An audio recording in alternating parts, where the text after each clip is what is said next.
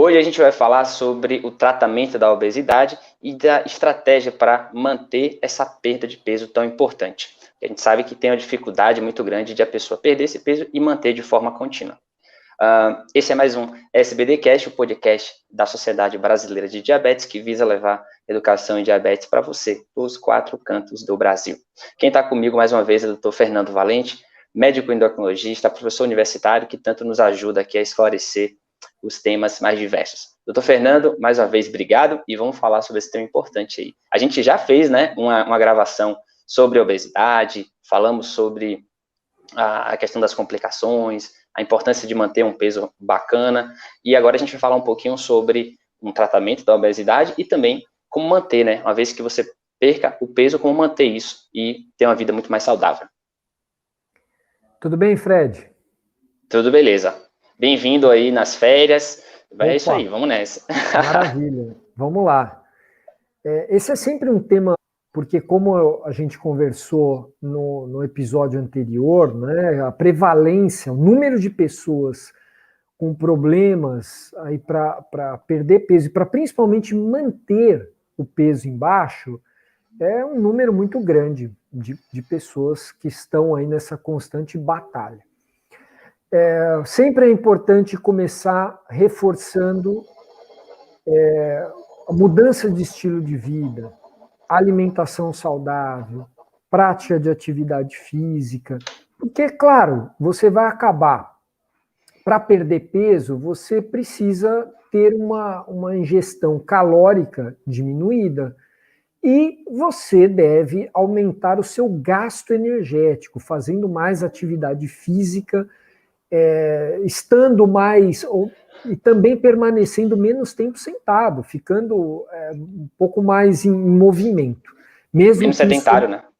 Isso, mesmo que isso não se traduza em uma atividade programada, uma caminhada, uma bicicleta, mas só de ficar se movimentando, isso também é um conceito bastante importante que a gente pode trazer com mais detalhes em um outro momento. Mas hoje, Fred, eu gostaria de conversar aqui com você sobre a necessidade desse tratamento da obesidade, lembrando que a obesidade é considerada pela Organização Mundial de Saúde uma doença crônica, e sendo assim, ela precisa receber uma atenção e um tratamento crônico. A mudança de estilo de vida é importante, e claro que quanto mais restrita for a alimentação da pessoa no sentido de restrição calórica, da quantidade menor de calorias, maior tende a ser essa perda de peso.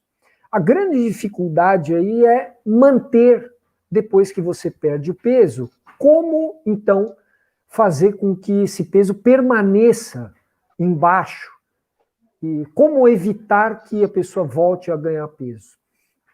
Existe essa dificuldade toda é por conta de uma adaptação fisiológica, uma adaptação do corpo. Perder peso pode soar como uma situação perigosa.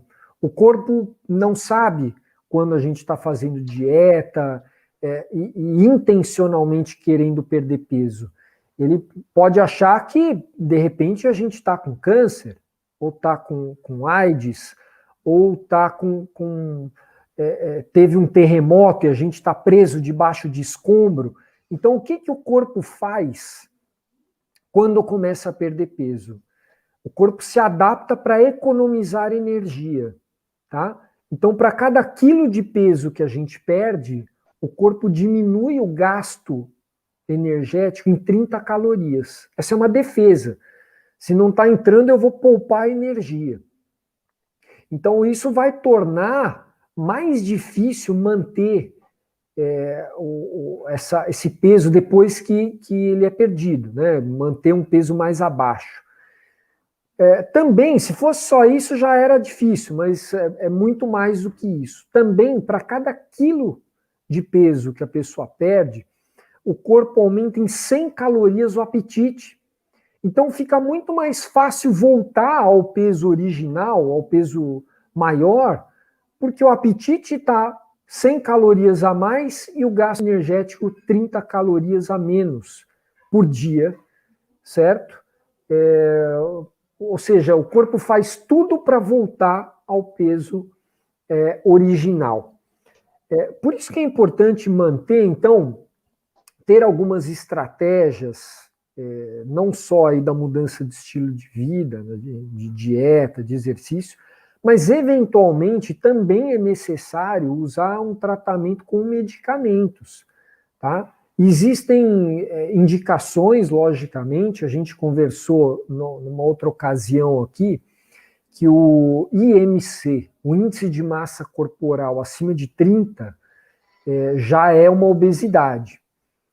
E a pessoa com obesidade, que não responde bem à mudança de estilo de vida, ela pode e deve receber essa atenção aí também com possivelmente um medicamento para ajudar na perda de peso e na manutenção, que essa é a grande dificuldade. Então, toda pessoa com obesidade, a gente deve pensar nessa possibilidade de tratamento com remédio e também naquelas pessoas com IMC acima de 27, que é um sobrepeso, que tenha já comorbidades. Então, a pessoa tem um sobrepeso um pouquinho maior, já perto da obesidade, e já tem complicações desse ganho de peso. Já tem diabetes tipo 2, já tem hipertensão arterial, a pressão alta, né? Já tem aumento de triglicérides, diminuição do colesterol bom, que é o HDL, que idealmente deveria estar mais alto, ou ácido úrico alto, enfim, as várias complicações que nós já conversamos. Também esse indivíduo poderia se beneficiar do uso de medicamentos voltados para a perda de peso. Tá? E existem 3 medicamentos no Brasil aprovados para esse fim, que nós vamos aqui desenvolver, nós vamos conversar também, para que sejam também estratégias aí para a perda de peso. Tá? Não sei, você já tem dificuldade aí com o peso, Fred, ou não? Não, eu tenho uma questão genética boa, graças a Deus. Meu pai é bem magrinho assim, e ainda quando eu não tinha diabetes, eu lembro que eu comia pra caramba e não engordava, aquele magro de ruim, sabe? Graças a Deus eu sempre me cuidei também, sempre precisei ter um corpo legal, por gostar de esporte, ter sido atleta e até o 17, né? Então, até por isso, na minha cabeça, eu aceitei muito rápido ter diabetes, porque eu já tinha um estilo de vida bacana, então a aceitação foi muito rápida. E aí anotei algumas coisas aqui da sua fala, que para mim são importantíssimas, que é a questão da obesidade é uma doença, velho. Não dá pra gente olhar uma pessoa e falar ela tá assim porque ela quer, né? Não é só um estilo de vida. Existem questões mais profundas que ela precisa de ajuda. Então, tá acima do peso, tá com uma questão importante aí, como a gente já falou no podcast anterior, precisa de ajuda, pô. E muitas vezes a própria pessoa ela não enxerga isso, né? Tem um ditado que diz que você só enxerga a ilha quando sai da ilha.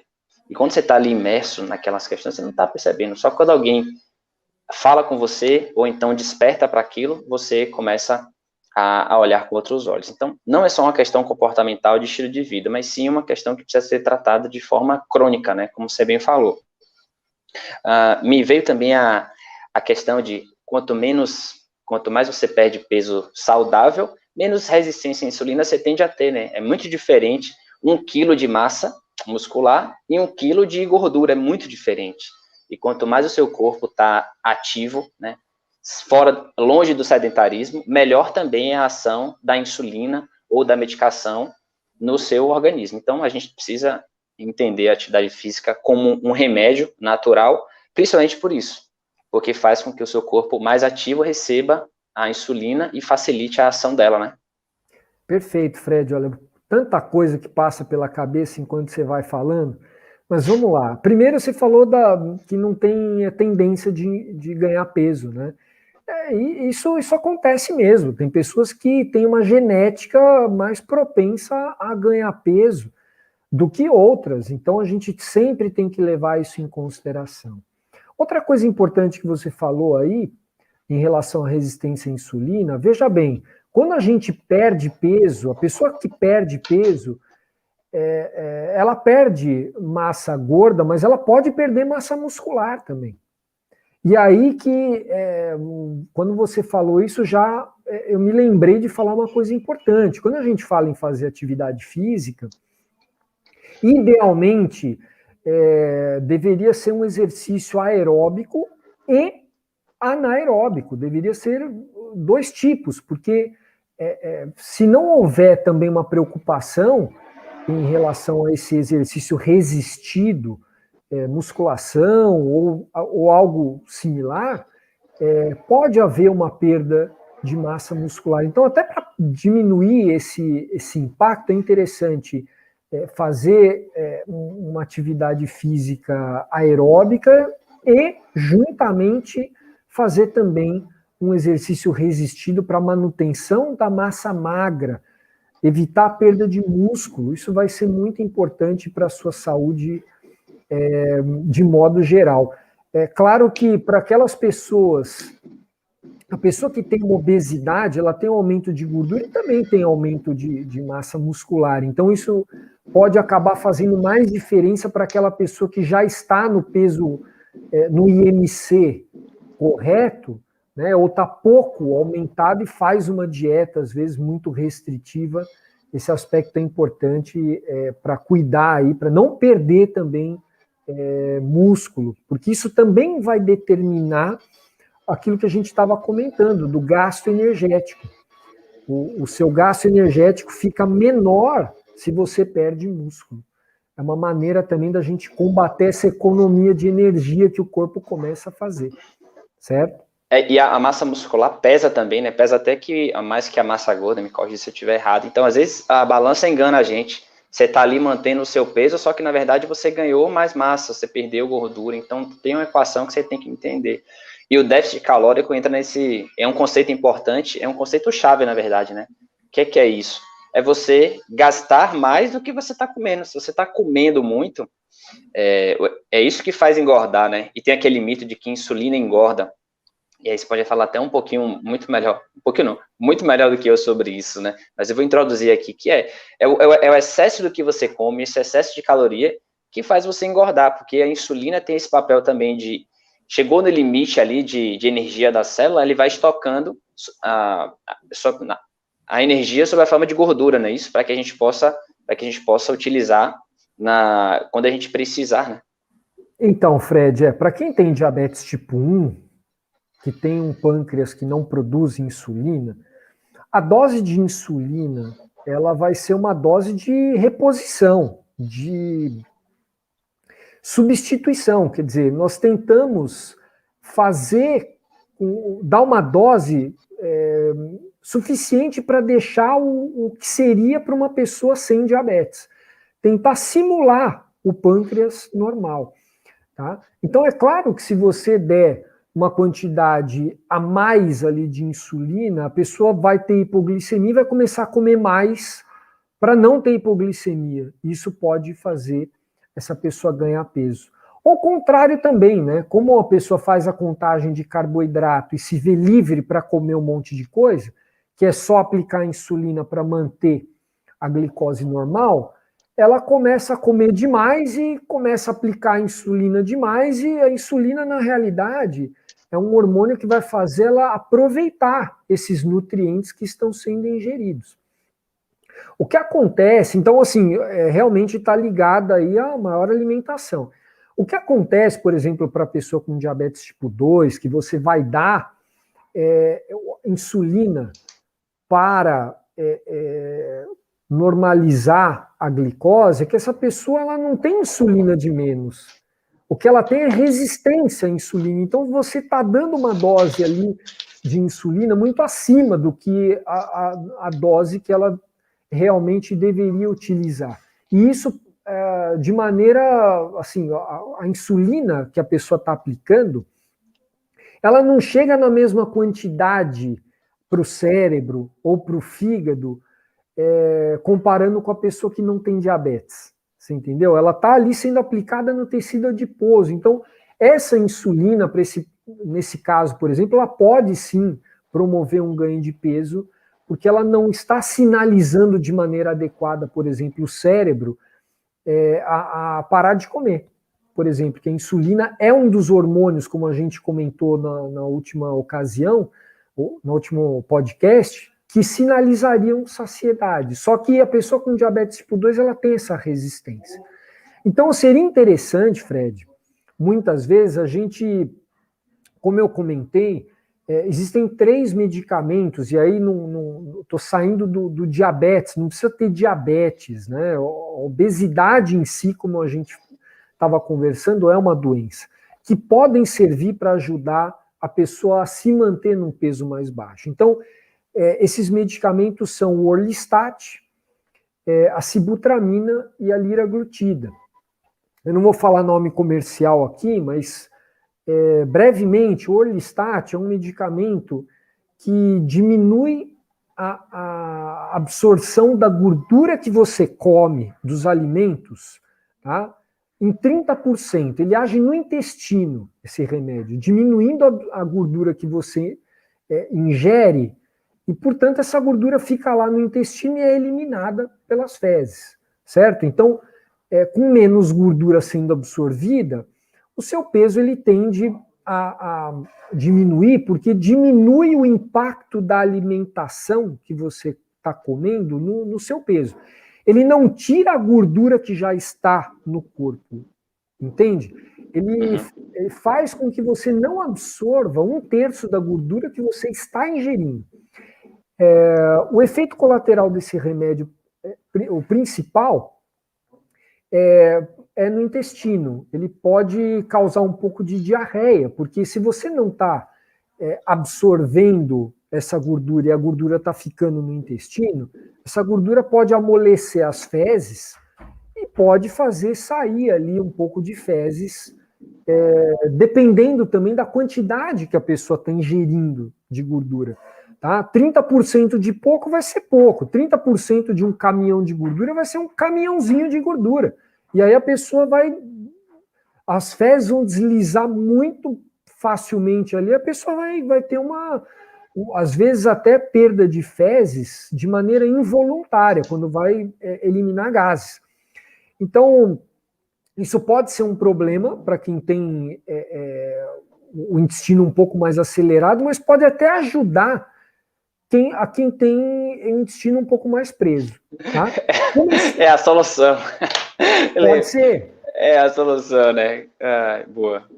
Porque aí entram vários fatores, né? O intestino, para funcionar, ele depende de exercício, depende de água, de fibras, muitas coisas podem impactar no funcionamento intestinal. Importante dizer que esse remédio, como ele age só no intestino, ele não é absorvido, ele não tem nenhuma ação no sistema nervoso central.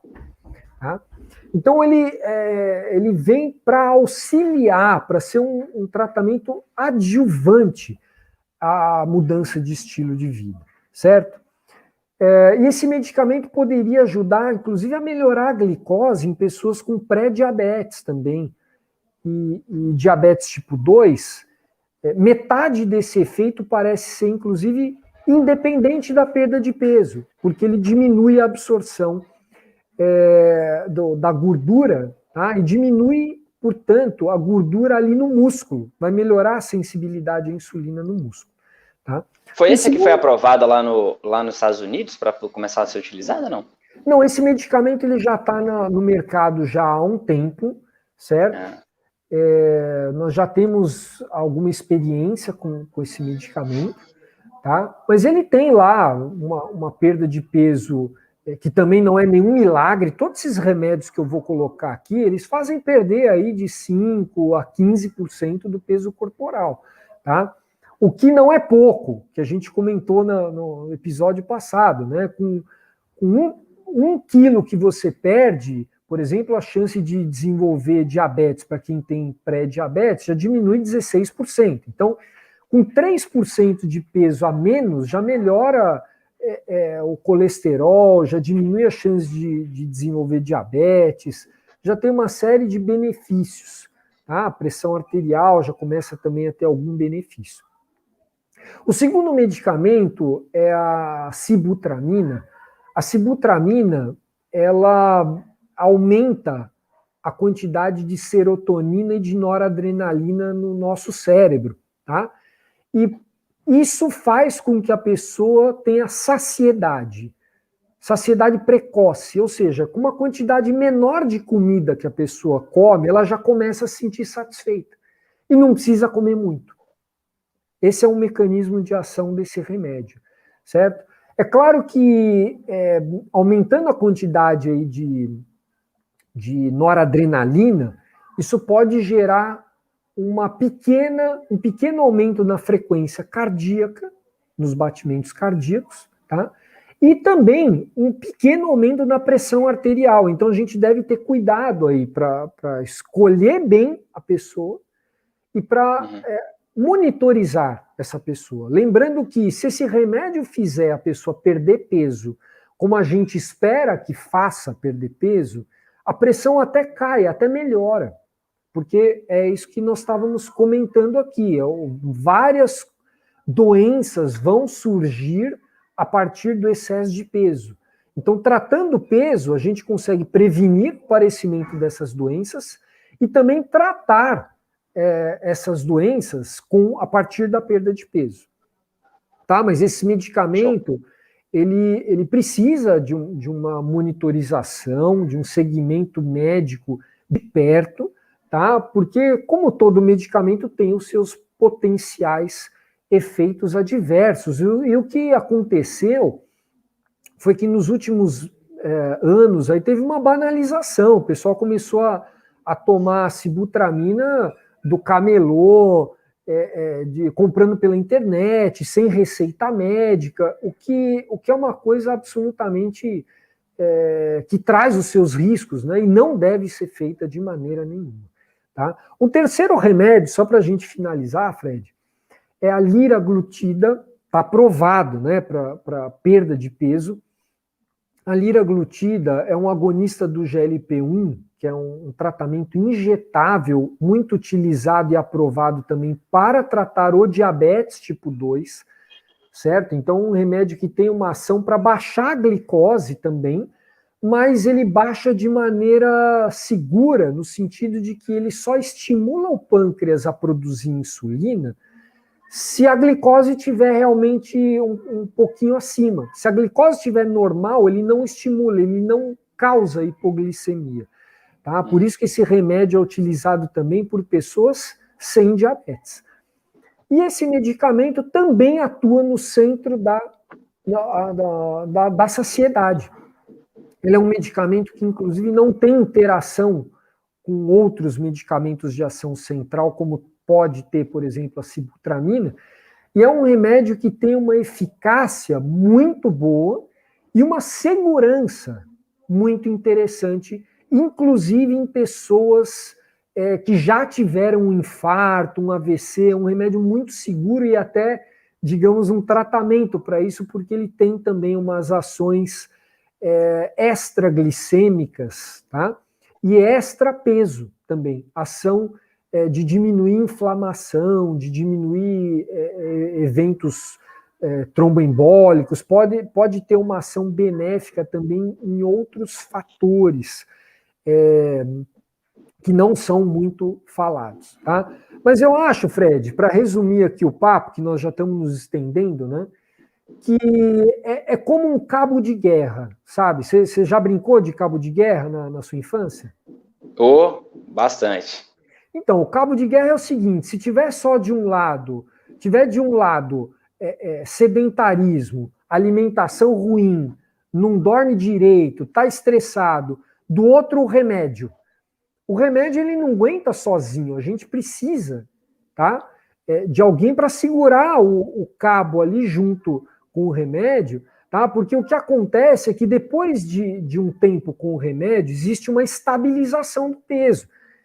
Tá? E existe uma estabilização do peso e a pessoa fala, o remédio parou de fazer efeito. Não é que o remédio parou de fazer efeito, o organismo equilibrou, aumentando o apetite e diminuindo o gasto energético. Tá? Então, a gente precisa fazer com que o sedentarismo mude de lado, passe ali para o exercício físico, passe para o outro lado do cabo de guerra. Alimentação saudável, passe para o outro lado do cabo de guerra. Porque senão o remédio sozinho ele não vai mais dar conta de continuar baixando o peso. Tá? E o que acontece, por que é tão difícil também de manter o peso lá embaixo? Porque a pessoa usa 3 meses de remédio e para o remédio. Falou, agora eu estou bem, né? Parou o remédio, ele para de funcionar, claro. Você está lá usando insulina, a insulina funciona enquanto ela está sendo tomada. Um remédio para colesterol funciona enquanto ele está sendo tomado. O para pressão arterial funciona, a pessoa toma, se ela parar de tomar, se ela olhar, eu estou com a pressão boa, não estou sentindo nada, vou arriscar parar de tomar, a pressão vai subir. Então, se o remédio for sair desse lado do cabo de guerra, precisa entrar alguma coisa muito forte ali para segurar. Uma mudança de estilo de vida permanente ali para que a pessoa possa conseguir manter aquele peso um pouco mais baixo sem voltar a ganhar peso. Deu para entender, Fred? Eu anotei aqui isso que você falou agora no final, né? Qualidade do sono e estresse. E infelizmente a gente está numa sociedade do cansaço, né? Hoje, infelizmente. E a gente precisa ter consciência de que ter um bom ritmo circadiano é importante, ou seja, dormir um sono de qualidade, na hora certa, né? De preferência ali quando der 10, 11 horas da noite, seja programando para dormir, acordando ao nascer do dia. Isso é fechar o ritmo circadiano certinho. E o estresse, na medida ele é importante, faz parte do jogo. Sair da zona de conforto significa aprender coisas novas. O estresse na medida faz parte. O problema é o excesso do estresse, que muitas vezes gera o burnout, que é aquela sensação de que não dá conta de tudo, mas a falta de estresse também gera o tédio, que é aquela sensação de vazio que todo mundo viveu um pouquinho no ano passado, né? Tá estando em casa, olhando para o teto. A falta de estresse também é ruim. Então, estresse na medida sempre, essa inteligência é importante. Então, cuidar da qualidade do sono, um sono reparador, um sono bacana, do ritmo circadiano certinho, ter rotina, né, ajuda muito nisso, a manter os bons hábitos e, obviamente, manter o peso, e a olhar como é que você está em relação ao estresse. Se estiver muito estressado, você precisa de ajuda, faz terapia, todo mundo está precisando, né? Faz um pouquinho de terapia, ajuda um pouquinho, o autoconhecimento é importantíssimo. Exato, Fred, isso que você falou vale ouro. O estresse a gente vai ter sempre, né? Cabe nós aprendermos a gerenciar, a controlar adequadamente, a ter respostas adequadas a essas situações, e depois a gente pode conversar numa outra ocasião. E por fim, o sono, né, que você comentou, é extremamente importante, e uma informação aqui, já que a gente está falando para o peso, né, é importante para tudo, né, mas para o peso, não dormir bem aumenta o hormônio da fome e diminui o hormônio da saciedade. Então, para a pessoa que quer emagrecer, é fundamental ter um sono adequado em termos de duração e qualidade. Beleza, Fred? Massa. E também quando você dorme mal, ou quando você pode até dormir, sei lá, 6, 7 horas, mas não dorme aquele sono quebrado, sabe? Aquele sono que não é um sono que você acorda e fala, caramba, estou descansado. Esse sono faz com que essa falta de sono, né, de qualidade, faz com que você tenda a comer mais também, que você fique mais estressado. Então, você entra num ciclo vicioso muito ruim, né, que é dormir mal, e hoje a sociedade prega muito isso, né, de que você tem que acordar mais cedo que os outros, dormir pouco, porque senão você vai conseguir sucesso, e a gente precisa se questionar em relação a isso. E lembrei também do quando você falou, né, a gente já abordou isso em podcast passado, da questão da remissão do diabetes tipo 2, né? O que é isso? A pessoa não fica curada do tipo 2, ela fica ali guardadinha. Se a pessoa voltar a ter hábitos ruins, ela volta a precisar de medicação. E tudo isso se conecta com o que a gente falou. Não adianta você perder peso uma vez, se você não mantém isso de forma contínua. Toda a inflamação, tudo que vem junto com o ganho de peso, volta. Então, não podemos parar de tomar medicação, só se o médico, obviamente, indicar para você, e principalmente manter o estilo de vida, porque quando a gente entende como estilo de vida, a gente consegue fazer de uma forma muito mais leve e incorporar isso na nossa rotina, né? Não é uma coisa desafiadora, é uma coisa gostosa, é minha rotina. Perfeito, Fred. Acho que é isso. Sempre ter o acompanhamento ali, né? Não fazer suspensões de remédio ou iniciar sem orientação médica. E o estilo de vida é tudo, é isso que você comentou aí, você é o professor aqui. Aprendo muito contigo, pô. Muito bom. Doutor Fernando, maravilha. Mais uma vez, obrigado aí. Espero que a gente tenha explicado da melhor forma. E, pessoal, compartilha com todas as pessoas para que a gente possa levar a educação em diabetes, para que você seja multiplicadora de coisas boas, né? A gente está aqui compartilhando um pouquinho do nosso tempo, do nosso conhecimento, para que você também consiga aprender e compartilhar isso aí. Ajuda a gente nessa, tanto através do SBDcast, quanto através das redes sociais, do canal do YouTube da Sociedade Brasileira, do Instagram. Compartilha com a galera aí, beleza? E a gente se vê aí no próximo SBDcast. Tchau, tchau. Tchau, Fred. Abraço.